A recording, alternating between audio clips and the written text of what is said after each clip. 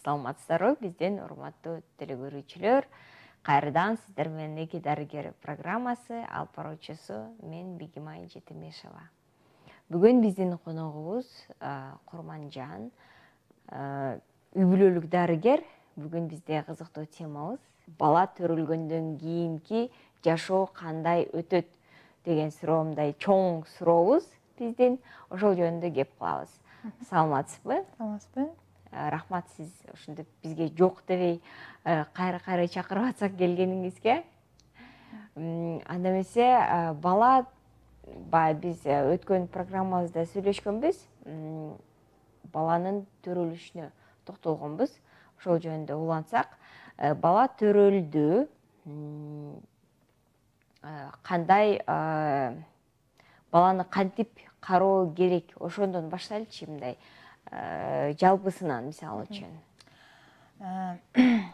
Биринчи, бала төрөлгөндөн кийин эң биринчи эле жакшы метод бул төрөтүүнүн эртерээк чыгаруу керек. Мурда 3 күн, 5 күнгө чейин аябай көп кармашкан. Ал эми төрөтүүндө үйүнөн эртерээк чыгарганын бирден бир себеби бул внутрибольничная инфекция. То есть үйгө бала канчалык эрте барган болсо, баланын жашаган чөйрөсү ошого көнүп баштайт дагы. И бала ал төрөтүүндөгү башка бактериялар менен мындайча аралашпай калат да. Анан бала төрөлгөндө эле эң биринчиси бул жашаган комнатасына көңүл бөлүшүбүз керек.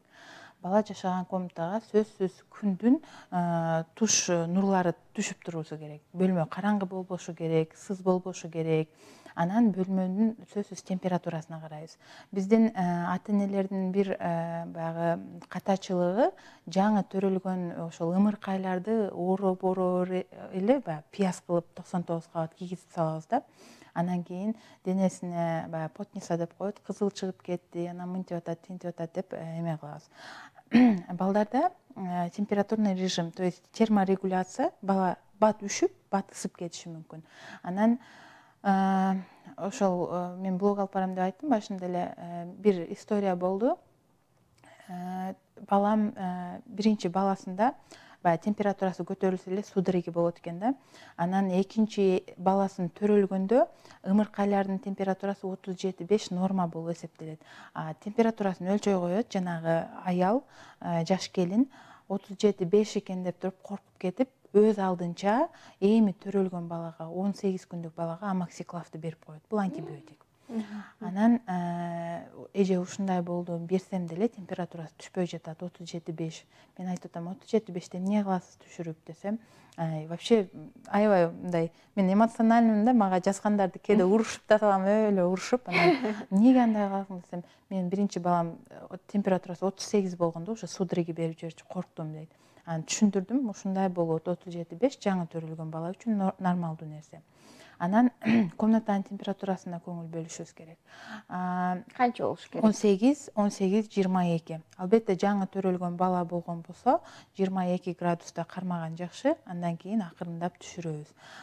Бирок биз эгерде байкап, айыл жерлеринде байкасаңыз, баягы өзүн кыш тума деп коет, кышта төрөлгөн балдарды от жагып, ошо кабатта анан кийин потница болот, ошентип багабыз да. Анан жалаңаш жүргөн балдарды көрсөк, же болбосо жукараак жүргөн болсо, кийгиз, оорутуп аласың деп эле кечке айтат. Анан баягы мисалы мага деле көп айтат да, балаң жукка кармайсың, ооруп калат депчи. Биз бир нерсени түшүнүшүбүз керек. Вирус анан бактерия болгондо оору болот. Жукка кармагандан эле бала ооруп, жөтөлүп, температура болуп жатып калбайт. Качан организм. Албетте переохлаждение деген нерсе болот, бирок ал биз айтып аткан ооруларды чакырбайт да. Ошол температурный режимди кармаш керек, влажностьты кармаш керек. Анан балага кийимдерди туура тандаш керек. Себеби бизде хлопчатобумажный ХБ кийимдерди, жумшак кебез кийимдерди кийгизишибиз керек. Анан бала төрөтүүнөн чыкканда эле эң биринчи биз эмне кылабыз? Киндигинен кам көрүп баштайбыз. Киндигине мурда киндиги түшмөйүнчө баланы жуунтпайбыз деп айтат элек. Мурдагы китептерде ошентип жазылган. Бирок азыр ВОЗдун рекомендациясы боюнча киндиги түшө элек баланы жуунта берсе болот. Жуунтабыз, болгону киндикти аябай жакшылап кургактайбыз. кургактап коебуз. Анан жуунтуруу боюнча айтсак, баланы бат-баттан жуунтуп туруу жакшы. Жок, мүмкүнчүлүк болсо бир күндө бир жолу, болбосо 2 күндө бир жолу жуунтуруп туруу сунушталат. Ушул жер мен аябай көп окуймун, педиатрларды деле окуйм, угам, статьяларды уга берем. Кээ бирки педиатрлар жок, баягы первородный смазкасы бар го, ошол смазка впитываться этип, анан кетиш керек деп айтат. Баягы кожасына сиңирип, сиңгенден кийин анан жуунтуруш керек деп айтышат. Көпчүлүк эмелер, педиатрлар, дароо неонатологдор жуунта берсе болот деп айтылат. Анан мен да айтат элем, смазка эми 1-2 күндө роддомдон чыккыча сиңип кетет. Ошол үчүн роддомдон алып келгенден кийин жуунтса болот. Андан кийин ушул жерде актуалдуу тема памперс жөнүндө айта кетейин. Көпчүлүгү памперс болбойт, тряпка коюшуңар керек, памперстен балалуу болбой калат деп айтыша берет. Памперсте особенно эркек балдарга аябай ушундай көп болгом ушул сөз мен дагы. Эркек балдарга болбойт деп эме кылат. Эгерде анатомияны, физиологияны ала турган болсок, сперматогенез ал учурда болбойт. То есть ал балада мындай эме тукумсуздукка алып келе турган нерсенин өзү жок. Себеп эмес. Себеп эмес. Али ал балада ал нерселер баштале элек. Анан эмне үчүн ыңгайлуулук болсо эмне үчүн колдонбош керек? Азыр 21-кылым баары алдына кетип атат. Анан мүмкүнчүлүк болсо мен памперсти колдонсо болот деп айтат элем. Бирок памперсти колдонгондо постоянно памперс эмес, хотя баягы памперс алмаштырабыз го, баланы алмаштырганда бир 5-10 мүнөт баланы памперси жок, жакшынакай кылып жаткыруу керек. Ачык кылып жаткыруу керек. Анан баланы ачык кылып жаткырып, анан көпчүлүк энелер эмне деп мага жазышат, балам баягы чоңго барарда же болбосо заарагыларда кыйкырып ыйлап жиберип атат, норма элеби деп. Бул норма, себеби бала төрөлгөндө ичегилер менен баш мээде сигнал келбейт да, и бала мындайча айтканда эптеп ошол нерсеге үйрөнүп атат. Бунун чечүү проблемасы бул тосуп алуу баланы. Высаживание деп коет. Эгер туура тоса ала турган болсоңуздар, тосуу керек. Жалайка болобу, баягы тазиктерге болобу. Эгерде баягы тоса албайм десеңиздер, жок дегенде памперсти кийгизип туруп эле ошол положенияны баланын мындай негизги шарт бул баланын бели бүкүрөйүп, баягы омурткаларына күч келбеши керек. Өзүнүн жолдору бар. Аны интернеттен деле карап алсаңыздар болот. Ушул боюнча. Анан эмчек эмизүү боюнча. Ошону айтыңыз, жакшылап айтыңыз да, себеби дегенде мен көп көрүп атам, угуп атам, анан кийин туура эмес эмчекти алган үчүн трещина сосков деп коет го, ошол абдан көп анан кыйнап коет да, мисалы үчүн энени башында. Эмчек эмизүү бул мындай чоң искусство десек да болот да. Эмчек эмизүү боюнча азыр атайын консультанттар бар. Эмчек эмизүү боюнча атайын китепчелер бар, окуулар бар. Ушулар аябай эме болуп атат. Бул жакшы себеби ошол эмчек эмгенден биз ойлошубуз мүмкүн, бул тамак эле, тамактанып атат деп элечи. Бирок эмчек эмизүү менен эмчек эмген бала бул психологиялык жактан өсүп аткан бала да, өрчүп аткан бала. Эне менен байланышы, бул дүйнөнү таануусу болуп эсептелет. Анан эң эле биринчи эме туура жаткыруу керек. Эми анын өзүнүн жолдору бар, методдору. Анан аны бул жерде айтып, ал свободный доступта, интернеттен издесеңиздер болот. Бирок интернетте кээ бирки врач эместер дагы көргөзүп, баягы я мама дегендер чыгып атпайбы, азыр блогер болуп, ошолор бир аз туура эмес көргөзгөн жерлери бар. Ошол үчүн бул жерде да этият болуш керек. Анан эмчекке туура жаткыргандан кийин ушул трещиналар болбойт. Себеби көпчүлүк учурда туура эмес эмгенден трещиналар болот. Көпчүлүк энелер сурап калат, мен кош бойлуу болгон кезде мочалка менен же болбосо туздуу суу менен эмчегимди жууп даярдашым керекпи деп. Мурда ошентип айтышкан, ошондой рекомендациялар берилген, бирок азыр ал жокко чыгарылган. Анан көпчүлүк энелердин маселеси менин жанагы көкүрөгүмдүн учу жок, балам ала албай жатат, учун чыгар деп айтышып атат дейт. Мен айтат элем, мисалы мондай эмчек боло турган болсо, бала үрпүнү сорбойт да. Именно үрпүнү сорбойт. Себеби бала вот ореоланы мындай полный кармаш керек. Кармаш керек негизи. Кармаш керек. Ошол үчүн бул жерде үрпүнүн чоңу же кичинеси роль ойнобойт. Ошол демек коркпостон эле баягы эми мисалы үчүн алгачкы бөбөк болсо, мисалы үчүн ымыркай болсо, ал да коркот да, эми кантип өтө оозуна кирип кетеби, анан кийин какап кетеби депчи, себеби дегенде ал абдан кичинекей да, менимче мындай түшүнөм да бир чети ошолордучу. Демек толугу менен коркпой эле какап кетпейт, коркпоңуздар, толугу менен оозуна салыш керек экен. Ооба. Бул жерде какап кетпейт дегенге кошула албайм. Какап кетет. Бала какайт. Өзгөчө жанагы сүт прилив ийип кетет дейбу. Ийип кеткенде бала какап, ыйлап ушундай болот. Бул алгачкы күндөрү болот, бул норма. Себеби бала үйрөнүп атат, баягы прилив болгондо сүт ийип кеткенде бала какап кетиши мүмкүн. Анан балам какап атат деп эле, же болбосо алгачкы күндөрү бала баягы кыйналып кеткенден эмчек эмбей коюшу мүмкүн. Баягы кандай десем, ошол эмчекке жаткыруу процесси дагы бул өзүнчө этапта, ошону налаживать этип алгандан кийин, ошону өтүп алгандан кийин сонун эмип, жыргап, любой позада жыргап эмише берет да. Ошол периодду өтүш керек. Көпчүлүк энелер ошол периодда сынып калышат.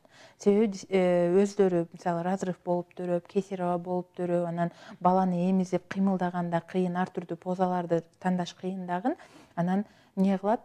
Смесь берейинчи деп ошол смеске өтүшүп алат. Смеске өткөндө анан бала жакшынакай тоет дагы, уктап калат. Смести бергенде эмне болот? Бир ашып дагы туура эмес нерсе, смести соска менен беришет. Сосканы эмген бала эмчекти алуусу өтө кыйын болуп калат. Себеби учун эле, кичине эле эмгенде, эмгек кылбай эле мындайча тамакты алып атат да, эмчек эмүү үчүн күч керек. Ошол нерсени жумшагысы келбей калат. Ошол үчүн негизи баардык жалкоо бала чоң өткөндө баардык врачтар дагы, медициналык кызматкерлер ушул эмчек эмизүүнү аябай мындай көңүл бөлүшүбүз керек да. Мисалы, роддомдордо жаңы төрөлгөн балдарга баягы курсагы тойбой жатат, смесь бер деп айтышат. Анан негизи бул уже далилденген нерсе, молозивага бала тоет. Бала тоет, и ошол сместерди берип, аларды мындай аралаштыргандын кереги жок. Эми кээде болот, сүт чыкпай мисалы. Ооба, ушул жерде дагы эненин абалы аябай маанилүү да. Стресс, депрессия, сүт вырып баягы ичинен иштелип чыга берет, бирок сыртка чыгышы кыйын да. Эне стрессте болгон болсо, дайыма ойлонуп проблемалары боло турган болсо, ошол балага көңүл бөлө албайт, сүт чыгара албайт. Ошол үчүн балалуу болоордо пландаш керек. Финансы жагындагы пландаш керек, үйүнү пландаш керек, багалабы, карай алабы. Баланы багып эле курсагын тойгозуп памперсин алмаштырып коюу эмес. Балага мээрим берүү керек, баланы акылын өстүрүү керек, интеллектуалдык жактан акылдуу бала болушу керек. Ошол үчүн бул жерде эненин ресурсу аябай маанилүү.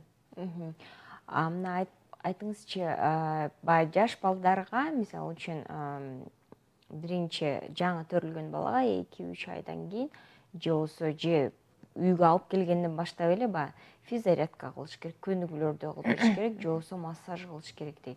Ошону кайсы убактан баштап кылыш керек, канчалык деңгээлде маанилүү? Негизи баягы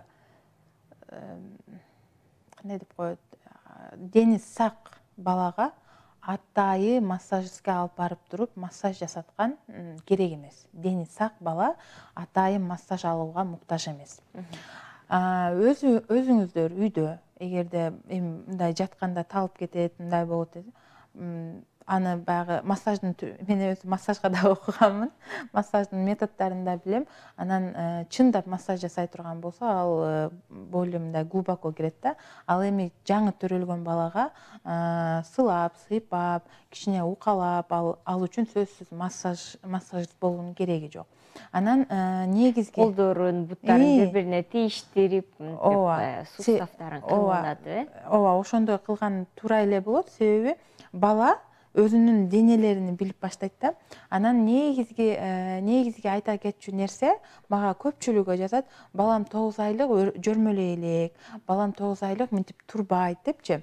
Башын көтөрө албайт деп жазат 2 айлык 3 айлыктар. Мындайда баланы төрөлгөндөн баштап, киндиги түшкөндөн баштап курсагына жаткырып башташ керек.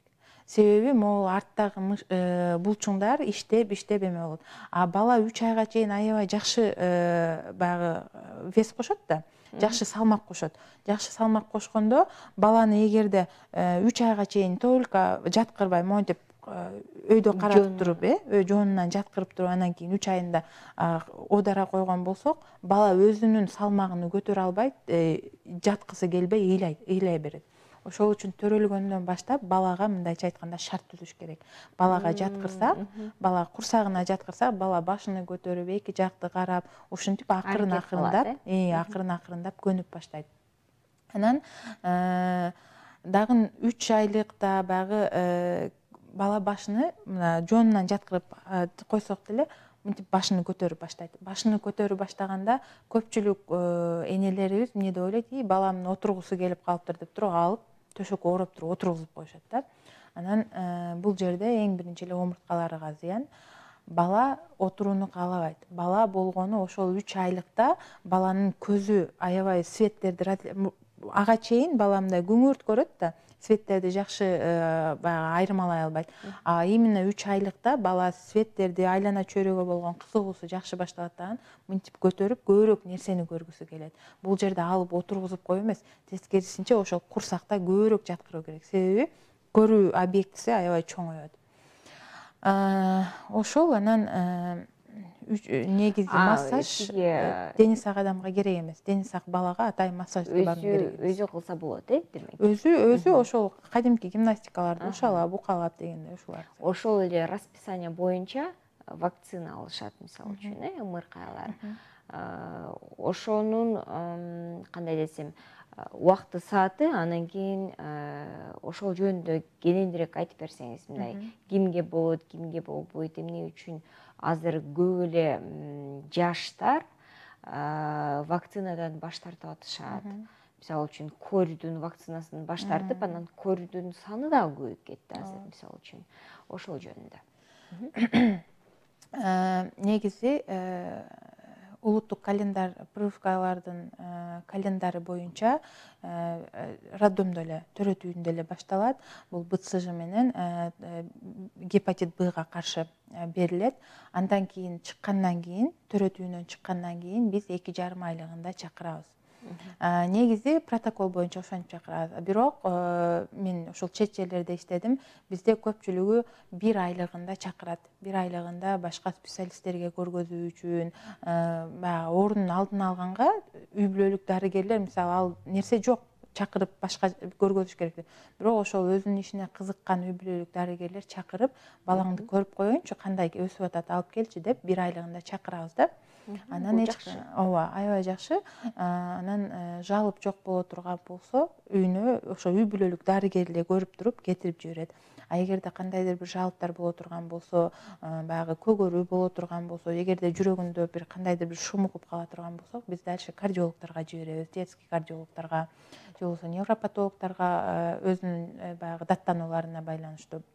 Анан 2,5 айлыкта келгенде үй бүлөлүк дарыгер сөзсүз көрөт.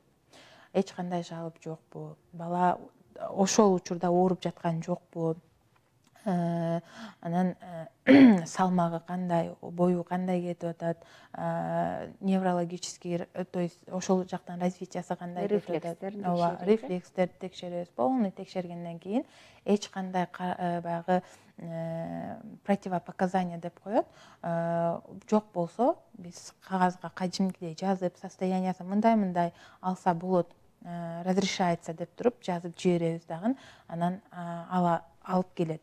Анан ушул жерден дагы бир эски метод бар, бул аябай жакшы колдонулат экен. Прививка алгандан кийин супрастин деген дары, бул антигистаминный препарат, ушуну ичирип кой деп айтышат экен.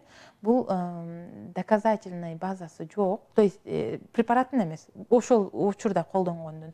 Себеби Рекомендация. Ооба, рекомендация бул туура эмес. Ал супрастинди ичиргендин кереги жок.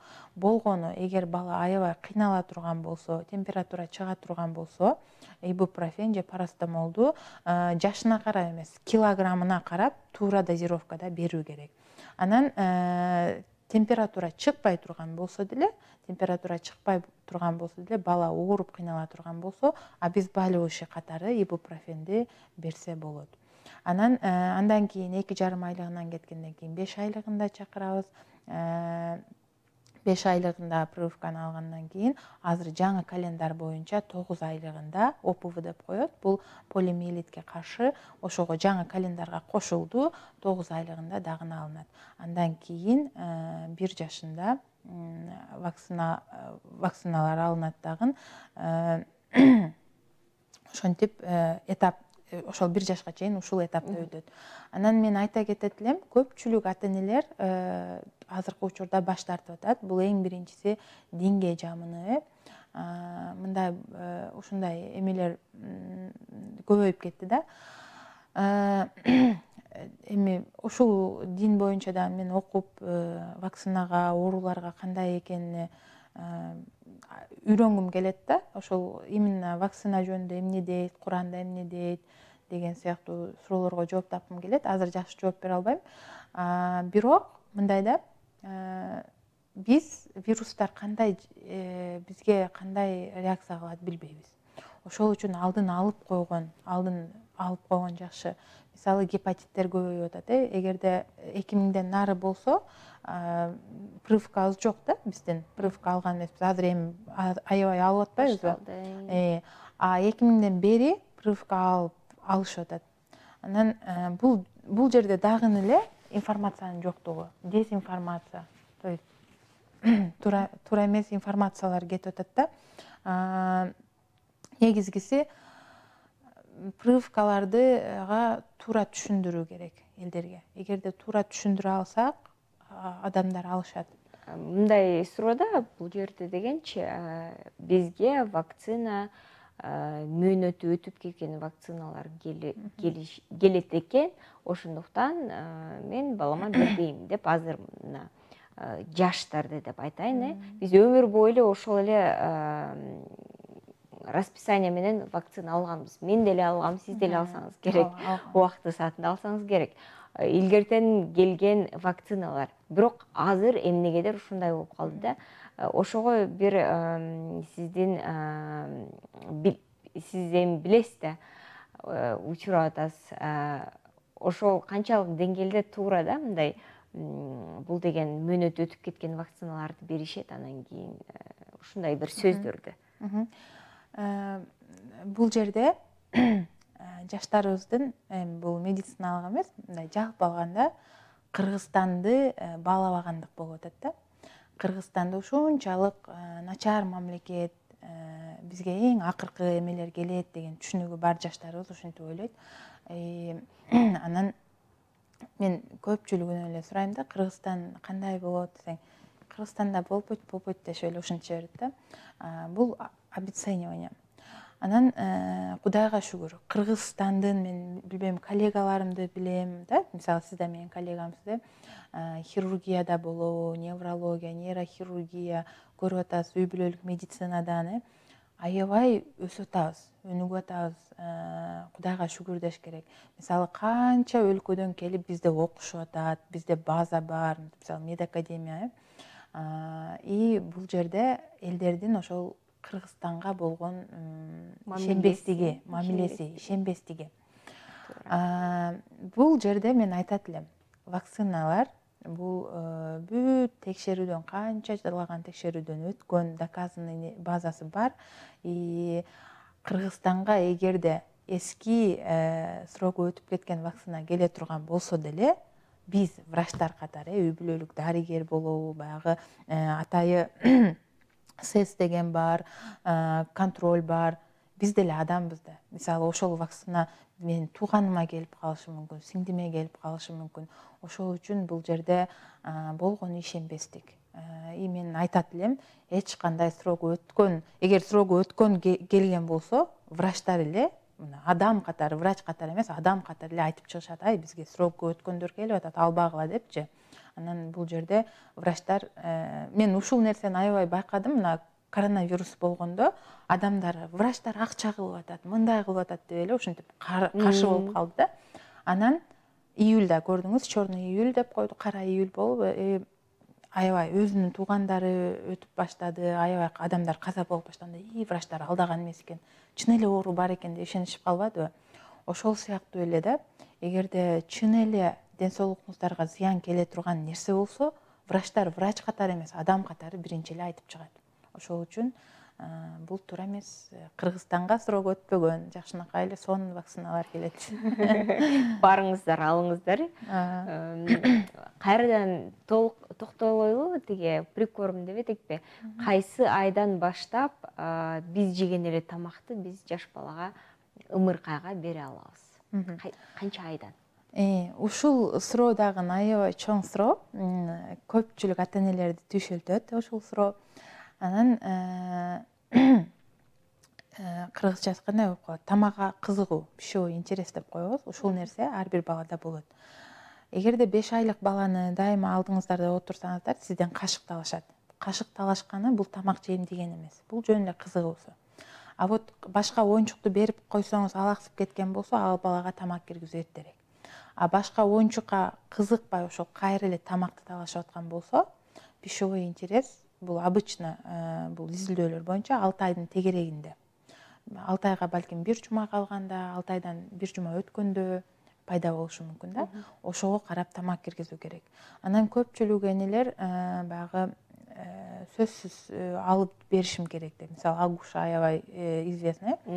Ошону алып беришим керек, же болбосо фрутоняня дегенди алып беришим керек деп. Жок, бул туура эмес.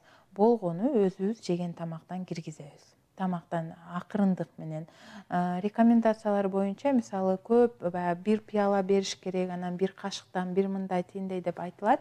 Бирок тамак киргизүүнүн негизги максаты баланын курсагын тойгозуп алуу эмес. Балага бул дүйнөдө башка азыктар бар экенин билдирүү. То есть ачуудан бар экенин, таттуу бар экенин, мындай консистенцияда суюк тамак бар экенин, каттуу тамак бар экенин билгизүү болот. Анан көпчүлүк энелер, мен 1 жашка чейин балама эч нерсени билбейм, сүтүм менен эле багам деп мактанышат да. Бул дагы туура эмес. Себеби бала үйрөтүшү керек. Бала чайнаганды үйрөнүшү керек, жутканды үйрөнүшү керек. Ошол 6 айдын аралыгында киргизилген тамак баланын өсүп кетүүсүнө. Мисалы, 6 айда тамак киргизсек, бала 1 жашта чайнап жута алат. А эгерде 1 жашка чейин киргизбей туруп 1 жашта киргизе турган болсок, бала кадимкидей ошону үйрөнүп кетүүсү көбүрөөк. Балким 2 жашка чейин какап, ушинтип жүрө бериши мүмкүн да. Тамак киргизүүнү да атайын изилдешип эме кылышкан да. Анан тамак киргизүүдө дагы негизги нерсе бул баланын өзүмчүлдүгү, мындай самостоятельность, баягы өзүнү билиш керек. Бизде эгерде көпчүлүгүнү байкасаңыз, бизде мындай го, жакшы тамак калгыча жаман курсак арылсын деп, же болбосо жамандан жарты кашык калат деп ушинтип айтып коюшат го. Себеби эмнеде? Биз кичинекей кашыкса деле жеп кой, бол, жешим керек деп туруп балдарга бере беребиз да. Анан кыстап зордоп эле беребиз. Анан азыр көпчүлүк чоңдорду байкасаңыз, мындай курсагы тойсо деле жакшы нерсе турса жей берет да. Ошонон ожирение кетет, пищевой баягы көп нерселер ошонон да кичинеликтен башталат. Ошол үчүн бала өзүдө выбор болуш керек. То есть 6 айлыктан кашыкты бериш керек. Албетте бала алып туруп жеп салбайт. Бала хотя бы үйрөнөт. Оозуна алып барышты. Анан балага алдына коюп туруп, ошол нерсени алып канчалык жейт, ошол нерсеге көңүл бөлүш керек. А бизде андай эмес. Алып туруп эле колуну монтип кармайбыз, кадимкидей. Оозуна салабыз. Самолетик деп туруп салабыз. Анан бала калабай акырында чыдабай, тили менен түртүп атып, ушул ата энелердин ошибкасы, туура эмес деп. Анан бул жерден тамак кошууда психологияда жатат. Мындай кечиресиз, тиги ошону берип атабыз, биз чайнап беришибиз керекпи, майдалап беришибиз керекпи, же болгондой кылып эле беребизби? Эми анын деген тиши жок, бала кантип жейт деген ой азыр. Эң жакшы эме, жана күнү бирөө айтты, эме дейт, кайненеси менен жашайт экен, анан балага тамак беришим керек десе, чайнап бер десе, чайнап бербеймин дептир да, чайнап бербеймин десе, чайнап бербесең кантип бересиң дейт экен. Ошол сыяктуу мурда ошентип ойлошкон да, чайнап туруп берип коюшубуз керек деп. Чайнап беришет эле го, мен эсимде баягы чоң азырга чейин деле бар, азырга чейин деле чайнап бергендер бар. Анан эми чайнап бергенде сиздин баягы оозуңузда канча микрофлора бар, анан бул туура эмес. Балага мисалы тамакты эгер мисалы кусочкаларды киргизүүдөн коркуп аткан болсоңуз, башында акырында вилка менен кырып берген болот. Анан балада уже өзүдө кадимкидей, эгерде сиз эле, бул ата-энеден бала ушунчалык көз каранды да, эгер сиз мисалы бала мынтип какап кете турган болсо, сиз акырын эле барып жардам берип кое турган болсоңуз, бала коркпойт. А биз бала бир аз эле окушуп баштаганда кара деп атам, кара деп туруп мындай паника болуп кетебиз да. Анан бала кийин тамак жегенден коркуп калат да. Ошол нерсени өзүбүз беребиз. Ошол үчүн тамак киргизүүнү да туура киргизүү керек. Ушул жерде да психология. Бала баягы тамактан коркуп калбаш керек. Тамакты душман катары көрүп калбаш керек. Балага акырында беребиз. Биринчи не обязательно баягы суюк тамак беришчи. Суюк тамак эмес, кадимкидей консистенциясы калыңыраак баягы коюураак тамактарды беребиз. Мисалы үчүн плов берип койсок болобу? Пловду мисалы үгүрүч жумшак болгон болсо берсеңиз болот. Берсеңиз болот. Майдалабай, эзбей эч нерсе. Майдалабай эле берип көрүңүз. Берип көргөндө бала эмне кылат? Акырында биринчиде какап деме кылышы мүмкүн, бирок бала акырында үйрөнөт. Бала баягы жаактары менен иштеп, бала тилини карап көрөт, бүгүн эмне экен деп көрөт. Анан кийин үгүрүч кичинекей эле болот да, ошону жута алат. Анан бара ошол нерсени чоңойтобуз. Мисалы бадыраңды берип койсок, мисалы менин балам азыр 9 айлык, колуна карматсаң жейт да, анан көпчүлүгү коркуп берет, какап кетет деп. Анан какаса деле, мисалы спинкасыны баягы не деп коет, артынан деп толук отура калган балада кашлевой рефлекс толчок көбүрөөк болот да. И ошол учурда, мисалы эгер аябай корко турган болсоңуздар, ошол учурда берсеңиздер болот. Анан бирок эч качан бала окшуп кеткенде колуну салып туруп алган туура эмес. Балким сиз ары эме кылып аласыз да, түртүп салышыңыз мүмкүн. Ошол үчүн бул жерде өтө этият болуу керек. Анан тамак киргизгенде ошол балага кашыкты берүү керек. Себеби кашыкты берген болсоңуз, бала түшүнөт, что өзү кыла алат, өзү жей алат, тамак жеген өзүгө керек экенин түшүнөт да. А бизде мисалы тамак жесең шоколад берем, тамак жесең банан алып берем деген дагы бул туура эмес. Себеби бала мен бир нерсени бирөө үчүн кылышым керек деп. Балага негизги психология то, что тамак жеген бул өзүңө керек дегенди түшүндүрүшүбүз керек. Демек 6-7 айынан баштап акырын тамакты кошуп 6 айдын тегерегинде. Мына ушул жерде мындай бар да. Азыр өзүңүз айтып кеттиңиз, агуш, анан фрутоняня, анан дагы немецкий там герберич эмне деп аталат. Ошондойлор көп да бизде, пюре, анан каша, анан сок, анан эмне деген түрлөрү көп. Канчалык деңгээлде туура, жетиштүү, себеби дегенде, мисалы үчүн башка бирөөлөр мага айтты да, ой мен деген балама аябай прикорм, кошумча тамак берип, агушаны аябай берем, бирок мен эмеге педиатрга барсам, весибиз биздики кичинекей экен, недовес экен дегендер көп да. Ошолорду колдонгон адамдар, ошо мындай магазиндеги, дүкөндөгү тамактарды колдонгон, ошол жөнүндө айтып берсеңиз. Адамдар мисалы бар жок эле мындай бизнес болуп калды да. Анан мен айтпаймын бир определенный фирма жаман же жакшы деп. Окуп составын окуп туруп, канчалык деңгээлде туура, ошону ата-эне өзү чечиш керек, беремби, бербеймби деп. Берүү керек деген эч жерде жок. Болгону сиз өзүңүз тамактарды алып, өзүңүз даярдап берсеңиз болот.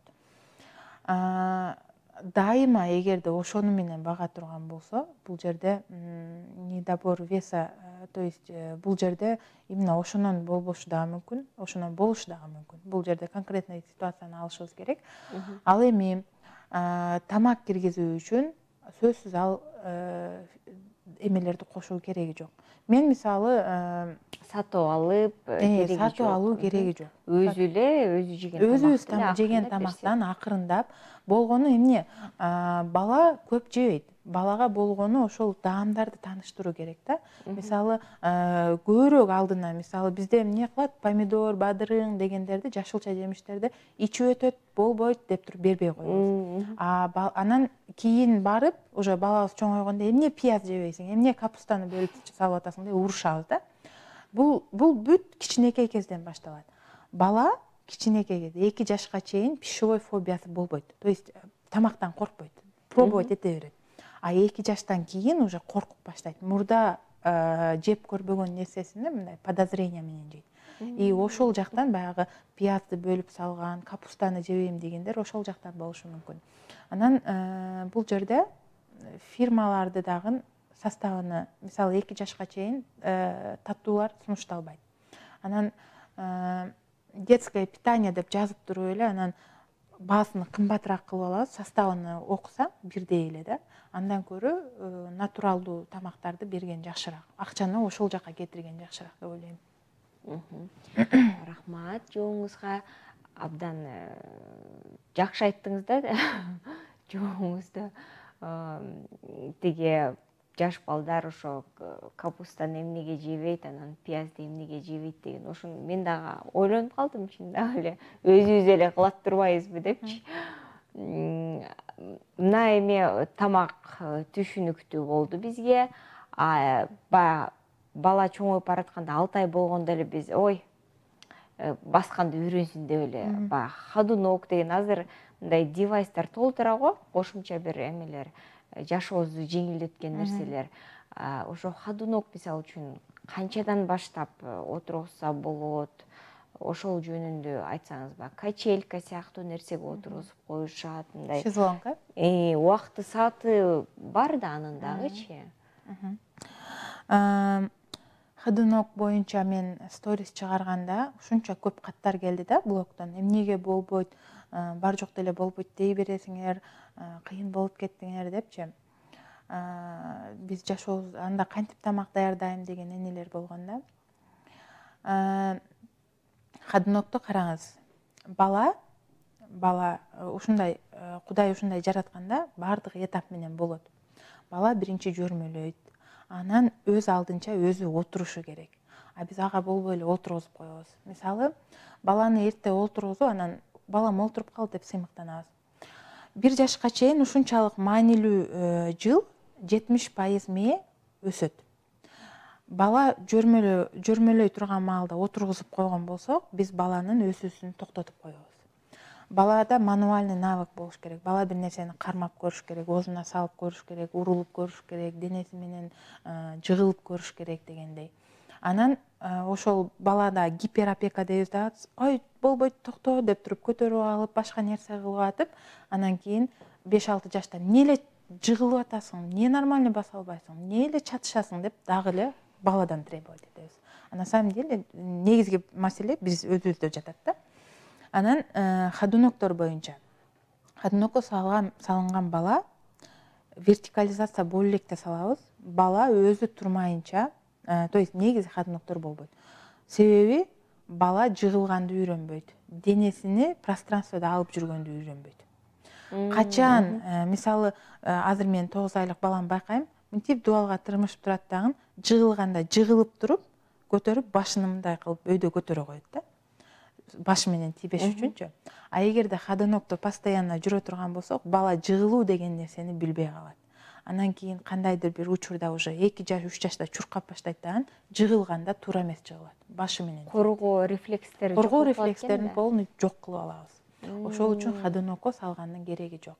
Анан таракар деген бар, монтип туруп түртүп баса турган. Ал дагы туура эмес. Себеби бала өзү турганда омурткалары прям түз турат. Ати таракарга эгерде күч боло турган болсо, баланын баягы эмеси омурткалары ийилип калат, күч келет. Ошол үчүн балага болгону шарт түзүш керек.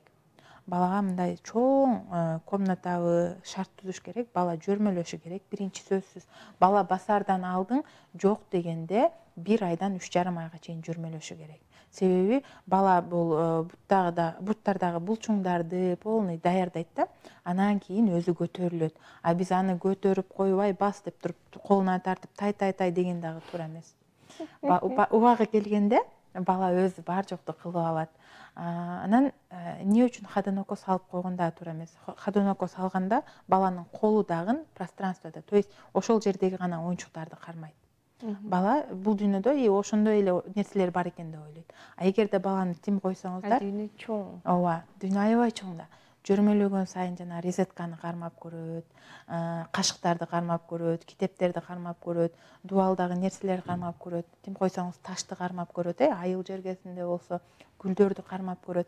И ошол нерсени кармаган сайын, канчалык көп нерсени кармаган сайын баланын мээсинде эме болуп баштайт, импульстар, то есть связкалар пайда болуп баштайт да. И ошол нерсени билип, анан бул нерселер бар экен деп туруп бала түшүнүп баштайт.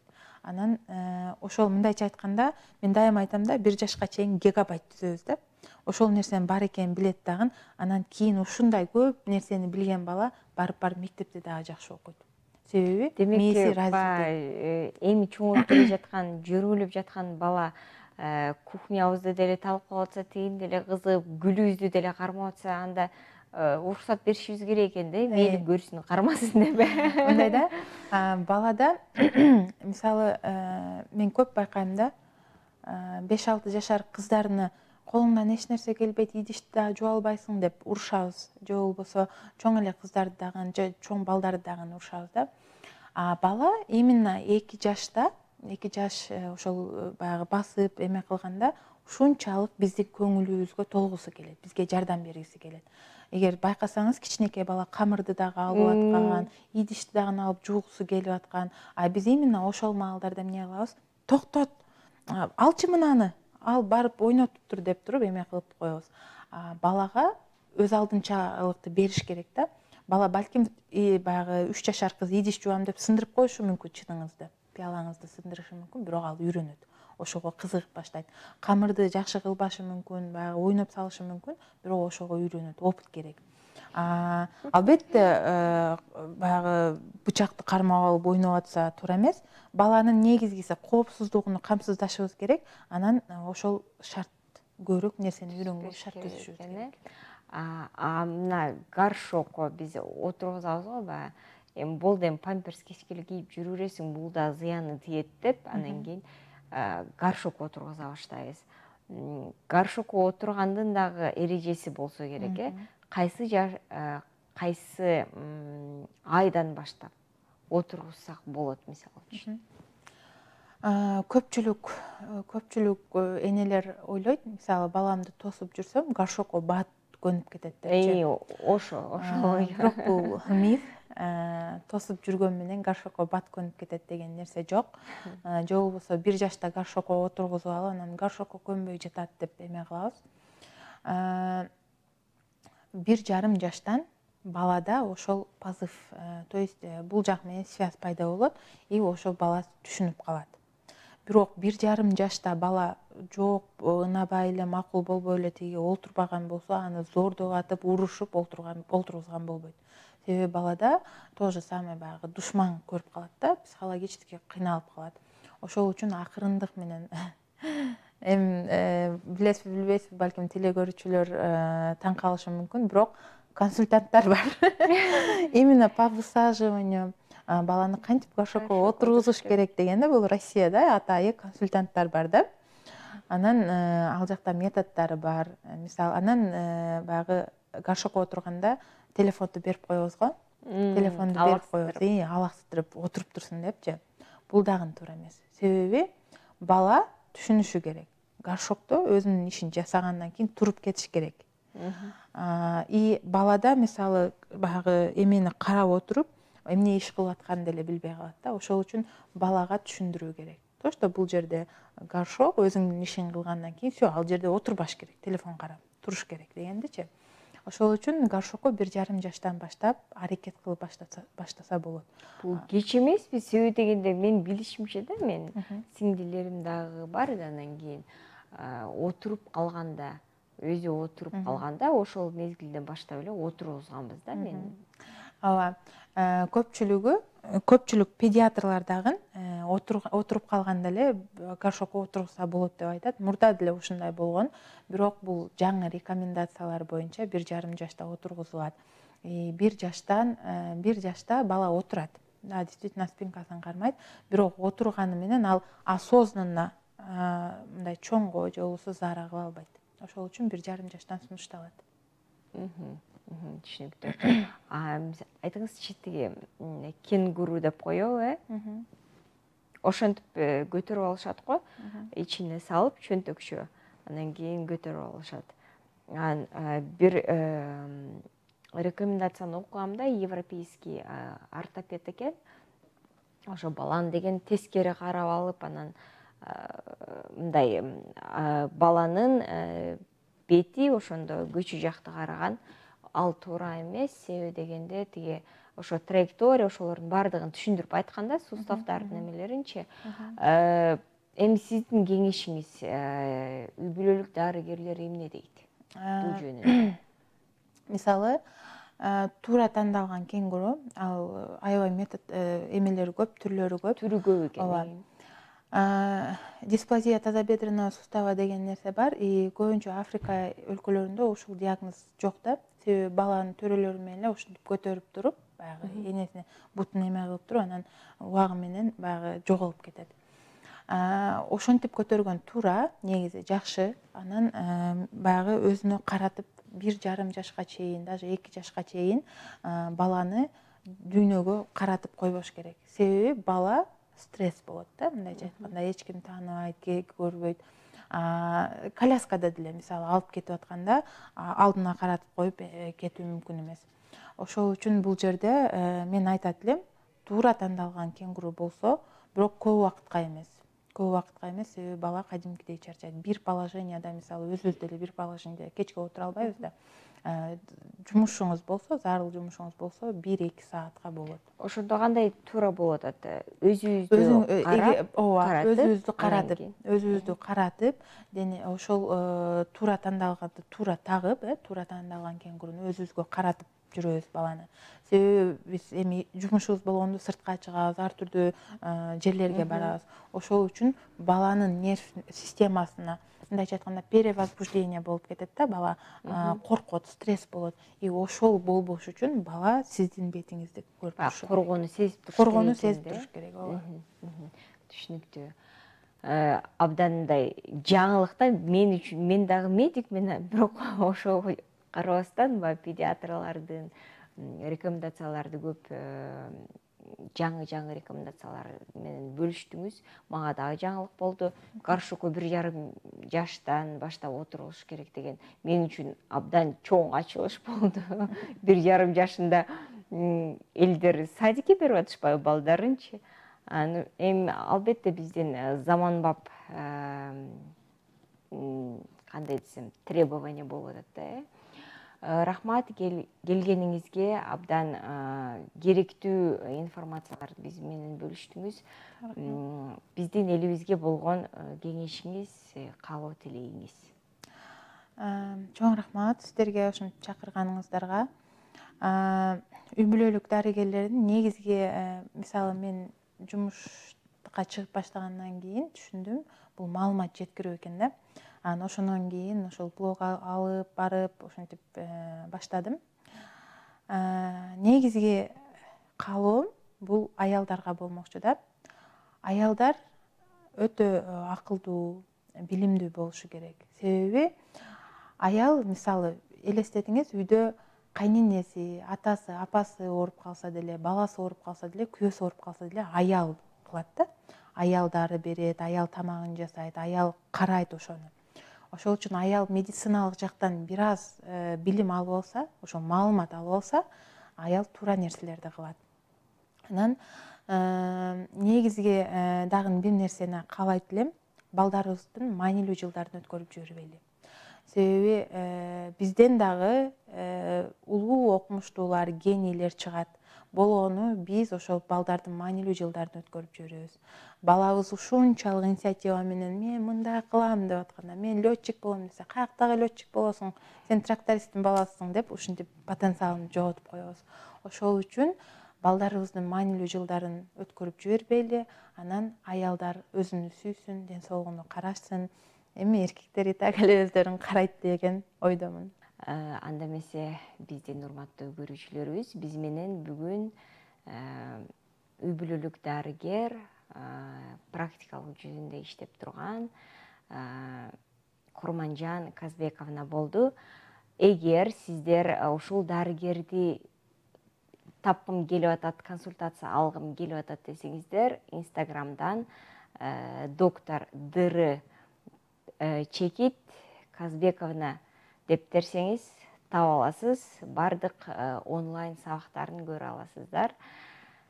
А биз сиздер менен кайрадан көрүшкөнчө.